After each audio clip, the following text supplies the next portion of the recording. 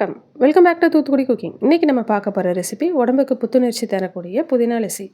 இந்த வெயில் காலத்தில் நமக்கு வெயிலால் ரொம்ப உடம்பு டயர்டாகும். நம்ம இந்த மாதிரி போட்டு குடிக்கும்போது உடம்புக்கு ரொம்பவே ஹெல்த்தாக இருக்கும், ஆரோக்கியமாகவும் இருக்கும், புத்துணர்ச்சியாகவும் இருக்கும். அதுக்கு ஒரு கைப்பிடி அளவு புதினாவை மிக்ஸி ஜாரில் சேர்த்துருக்கேன். கொஞ்சமாக ஐஸ் வாட்டர் சேர்த்து அதை அடித்து எடுத்துக்கிடுவோம். இப்போ இதை நல்லா ஃபில்ட்ரு பண்ணி எடுத்துக்கலாம். இந்த சக்கையெல்லாம் நம்மளுக்கு தேவையில்லை, ஜூஸ் மட்டும் எடுத்துக்கிடுவோம். இப்போ புதினா ஜூஸ் எடுத்து வச்சாச்சு. லஸ்ஸி அடிக்கிறதுக்கு ரெடி பண்ணிடலாம்.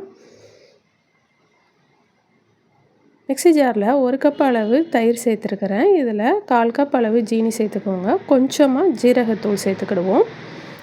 இது வாசத்துக்கு ரொம்பவே சூப்பராக இருக்கும். ஜீரகத்தூள் சேர்த்துக்கலாம், இல்லாட்டினா ஏலக்காய் தூள் சேர்த்துக்கலாம்.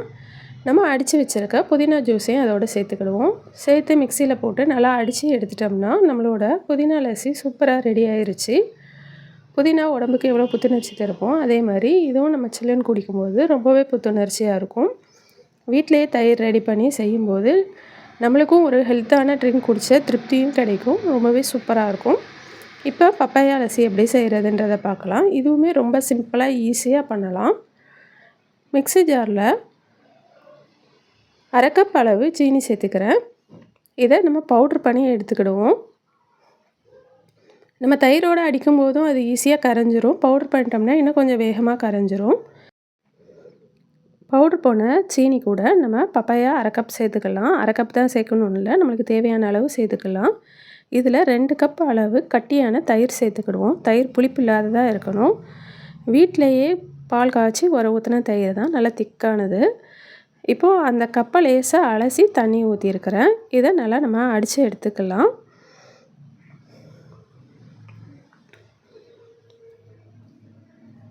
நம்மளோட பப்பாயா லஸ்ஸி இப்போது ரெடி ஆயிடுச்சு. நம்ம இந்த மாதிரி ஃப்ரூட்ஸ் வச்சு விதவிதமாக லஸ்ஸி செய்யலாம்.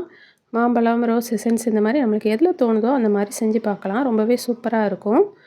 வெயிலுக்கு ரொம்ப ஜில்லுன்னு இதமாகவும் இருக்கும், ரொம்ப ஹெல்த்தாகவும் இருக்கும். லஸ்ஸி பரிமாறும்போது நம்ம குட்டி குட்டியாக கட் பண்ணால் பப்பாயாவும் அதில் சேர்த்துட்டோம்னா ரொம்பவே சூப்பராக இருக்கும். நம்ம நார்மல் ஸ்வீட் லஸ்ஸி செய்கிறோம்னா நிதானமாக வச்சு குடிச்சிக்கலாம். இதெல்லாம் ஃப்ரிட்ஜில் வைக்காமல் உடனே குடிச்சிட்டிங்கன்னா ரொம்ப சூப்பராக இருக்கும்.